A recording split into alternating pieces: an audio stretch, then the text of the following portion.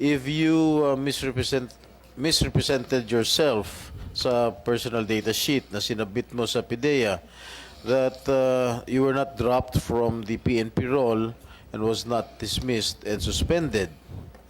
Yung personal data sheet mo, yung PDS mo, was made under oath. Tama ba ako?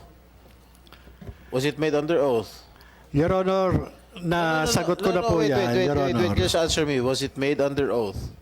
Lahat po ng sinasubmit ko po sa PIDEA, particular po doon sa PDS, ay lahat naman po ay under oath. Alright.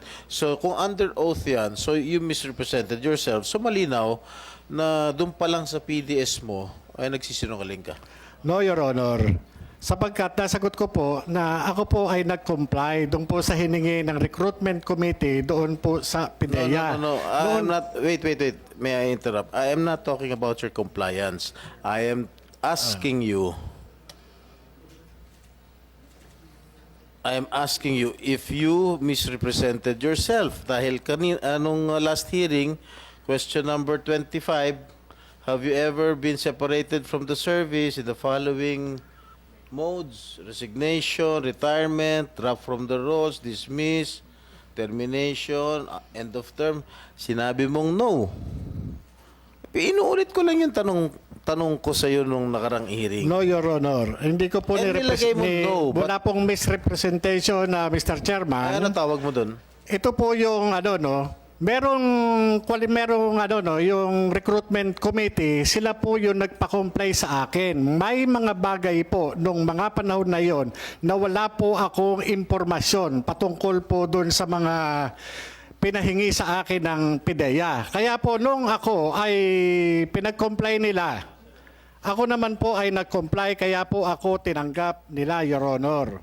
Yun naman po yun eh. Ang pagkakatanggap po nila, base doon sa pagkakakompleto ko ng mga papeles. May mga panahon na mga katanungan na hindi ko po masasagot, gawa po, Your Honor, na wala po akong impormasyon o eksaktong impormasyon sa mga bagay na naitatanong sa akin. At ito po, Your Honor, ay aking na-comply. Ang PIDEA po, nung ako ay nag-apply, sila po yung nanghingi ng mga dokumento at ito po ay na-produce ko naman po, Your Honor. Sandali lang, malayo na yung mga sagot mo eh. Alam mo, Ginoong Morales, binibigyan na nga kita ng pagkakataon eh. Tinanggap ka ng Philippine National Police. Sinabi mo, 1993 of April. Hindi mo na nalaman kung kailan ka na-dismiss from the service. Hindi sinabi mo, hindi mo maalala. Itong pagpasok mo sa PIDEA, 2008, April. Okay? No, Your Honor. 2009 po ako, Alright, Your Honor, sige, nung 2009, alright. na-appoint sa PIDEA. Okay, 2009. Naalala mo, inadmit ka na 1993 sa PNP, na-dismiss ka ng 1994 from the service. Pero dito, maliwanag na isinulat mo, no. Having been separated from the service, sinulat mo, no. Oh, sino paniniwala na yung mga sinasabi mo? Ito yung mga documentary evidence Your na hawak Honor, ko ngayon. ako po ay nag-comply doon sa PIDEA Mr. Recruitment Chair, hindi ko Committee, malaman Your kung Honor. ano- You just answer the question. Answer the question directly. Huh?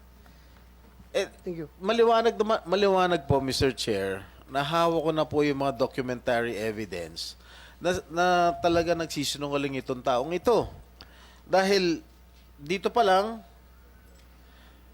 pati sa question number 33, have you ever been formally charged? Sinabi niyang no. Have you ever been guilty of administrative offense? Sabi niya no. Yung have you ever been formally charged? Sinabi niya no. Ang dami niyang kaso na binanggit ko na yung mga during the previous hearings. Mr. Chairman, Huwag Yes, ka muna- tanongin mo na kita. Follow-up question. Bakit nakalagay doon no? Bakit Mr. no ang Chairman. nilagay mo?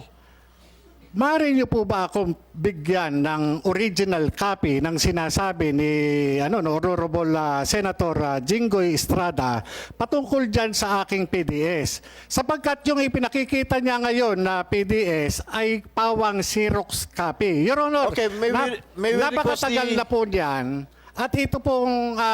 Sige, kunin natin yung origin yan. Original Pidea, copy. Submit the original copy.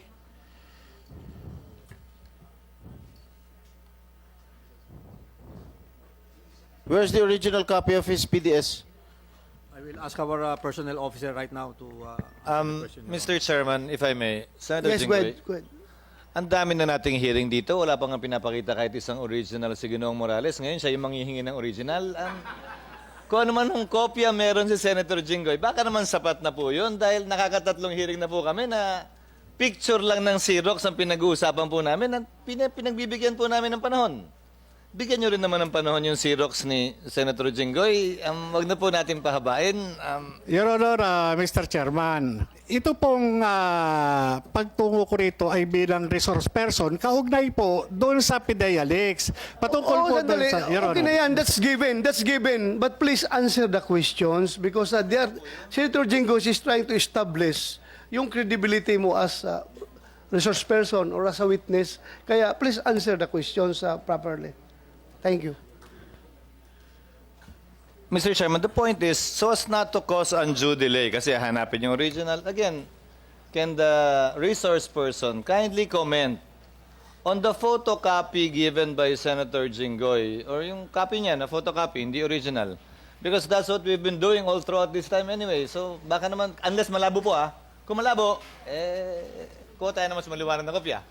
Mr. Chairman, Your Honor, mabigyan man lang sana ako ng pagkakataon na ma-examine mismo yung dokumento. Dahil ito po ay nagtutukoy doon sa akin.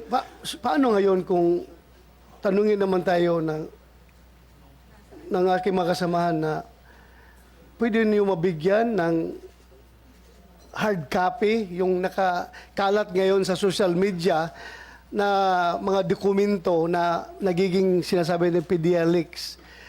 Kung hanapan tayo niyan, hindi rin tayo makaproduce. Ikaw hindi ka makaproduce. Sino pang involved dito? Maharlika. Damor hindi makaproduce. Maharlika. Siya nagpakalat niyan. Wala siya dito sa Pilipinas. Paano ngayon kung hanapan tayo ng record? And I have already, as I have said, I have already ruled and have given my opinion on that particular document na talagang totoo yan dahil hindi yan lalabas kung walang original na kinuna ng Xerox copy. So, ganoon na rin ang nangyari sa papilis ni Senator Jinggoy. Your Honor, Mr. Chairman, ako po ay pinakitaan ng isang dismissal order kahit po wala yung twin due process. Katulad po niyan, sinasabi nung nakaraang hearing, pinakitaan po ako ni General Lasso ng isang special order na hindi ko alam na ako ay sinasabi dismiss. Pero Your Honor, hindi ako naka-avail o naka-attend man lang doon sa pre-charge. Walang patawag. Wala po yung twin due process na dapat ay nakamit ko. Kaya itong sinasabi ngayon na PDS na allegedly ay gawa ko at sinubmit ko, Your Honor, Mr. Chairman, dapat ko rin malaman at ma-examine kung ano itong nakalagay doon sa dokumento mismo. Sapagkat yung pre-ops at saka authority to operate, ito po yung parte ng trabaho ko, Your Honor, bilang investigador. Ito po yung personal na kaalaman ko na may kaugnayan noong 2012. Kaya po, nung pinakita nyo po sa akin yung dalawang klase ng dokumento at tinanong nyo ko dun sa memorandum na inisyo ng March 10, 2012, ito po ay aking kinilala sapagkat alam ko sa sarili ko na ako mismo ang gumawa at ito ay ginawa noong panahon na nandoon po ako sa PIDEA. Yun po, Mr. Chairman, Your Honor. Mr. Chair, itong Yes, hawak kong PDS, it is already certified photocopy. Sinertify ito ng PIDEA. So I don't think we still need to have the original copy we submitted Again, before this committee. With the permission of Senator Jinggoy, Mr. Yes. Morales, pakiusap na po. 3 hearing na po tayo, di ba? Ulitin ko litrato lang ng Xerox itong lahat ng to nagsimula. So maaari naman po mapagbigyan nyo naman si Senator Jinggoy. Actual na Xerox to, na certified copy pa na pwede nyong makita. Yung pinagbabasihan nga po natin ng pagdinig na ito, hindi nyo ma-produce yung original. Litrato lang nga po So pagbigyan nyo na po para maka-andar na po tayo. Simple lang ho naman yung sagot madali naman sagutin. Your Honor, Mr. Chairman, Yun pong sinasabi ninyo na hindi ko ma-produce yung original. Talaga pong hindi ko po ma-produce. Hindi po yun yung tanong, Ginoong Your Honor. Chairman. Can the witness kindly just address what is being asked? Pakinggan mo lang husto yung... Malayo lagi Senator sinasagot Chis. dito, Mr. Huwag kang Chair. lumihis sa tanong, please. Ang akin po ay, Okay, ulit. pagbibigyan niyo po ba si Senator Jinggoy o hindi? Para lumipat na siya sa ibang... Your Honor, hindi po. Your Honor. Hindi po siya katanggap-tanggap na ipresenta sa akin, Your Honor, sapagkat ito, hindi ko po siya makikilala na gawa ng ito ay Xerox copy, Your Honor. Mr. Chair, certified photocopy na ito ng PIDEA. So, PDEA, if that is certified true copy, meron kayong true copy doon sa files ninyo. If that is certified by you as a true copy, so it should be a true copy from an original document. Excuse me, Your Honor, a certified true copy replaces the presentation of the original document. And the presumption is, mas magaling si yung tokayo ko, si Attorney Francis dito, they perform their duties regularly. That they will not issue a certification unless there is a copy on file. That's why my point is it's unreasonable to be asking for the original because quite frankly, at least for purposes of the court, lalo na rito na relaxed rules of evidence tayo, na yung certified true copy, parang original na rin po yan. Yeah, yes, Hindi na kailangan pagdebatihan po yan. I don't disagree. I don't Sagutin disagree na lang with po kung ayaw nyo sagutin. Lipat si Senator Jinggoy sa ibang tanong. I don't disagree with that. Ang tinatanong ko lang is, kinonfirm ko lang sa kanila na mayroong true copy yan dahil certified true copy man. Alangan naman hindi nyo certify kung walang totoong true copy yan. Di ba?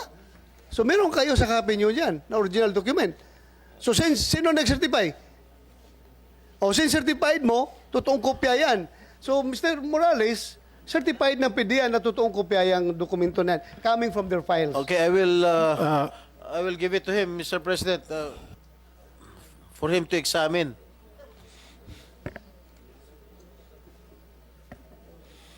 Buti nga kami, may Xerox ka, wala eh.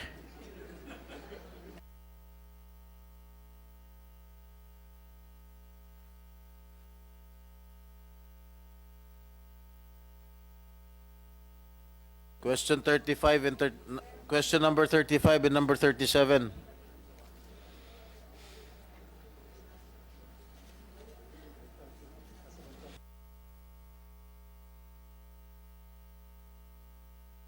Your Honor, yung authenticity nitong dokumento na ito ay hindi ko mabibigyan ng ng Hindi, please stop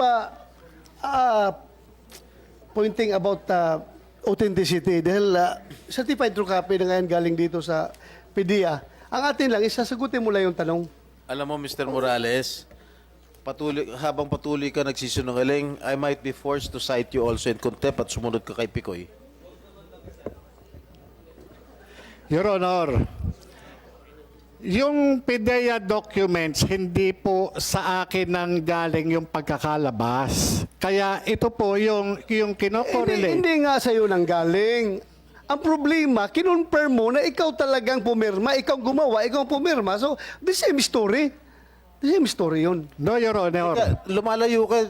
Yan muna pag-usapan natin yung PDS mo. Your Honor, di ako lumalayo, Your Honor. Nakita nyo naman yung ginagawa sa akin ng PDEA. Ginagawan ako ng istorya. Magtitiwala pa ba ako dito sa liderato ng PDEA kung sila mismo inilalaglag nila ako? Yung dokumento na ginawa ng 2012, hindi nga nila tinatanggap, Your Honor. Ito pa na hindi nila kayang gawin. Nagawa na nga po ako ng dismissal order para palabasin na ako'y dismiss. Pero wala man lang akong due process na ang lapit-lapit lang nung na bahay ko, Metro Manila lamang po. Imposible na hindi ako makatanggap ng twin notice rule na isinasaad doon sa due process ko. Tingnan nyo ito, napakadaling gumawa po nito, Your Honor, para lang masira yung credibility ko. Dali. Pwede bigay mo sa akin yung papel? Tingnan ko.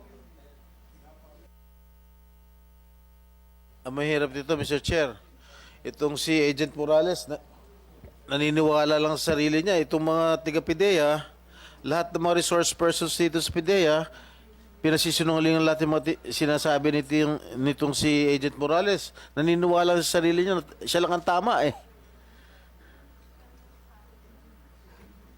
Madali mo lang ito, Jonathan Morales. Napakadali ito eh.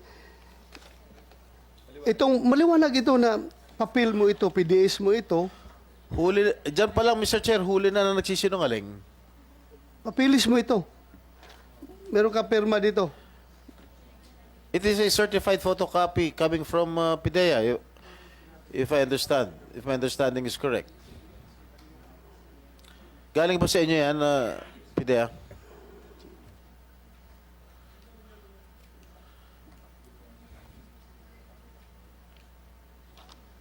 So, Senator Jinggoy, if you cannot get a proper answer from Jonathan Morales, you may continue. Continue with the other matters. Alam nyo, pagka ganito lagi ang sagot nitong si Morales, wala ho tayong makakamit na tunay na istorya galing sa kanya. Panay kasi nungalingan lahat ng mga sinasabi niya rito sa committee. Anyway, before I proceed asking questions to Mr. Morales, I think Mr. Kumar is ready to attend virtually, Mr. President. Yes.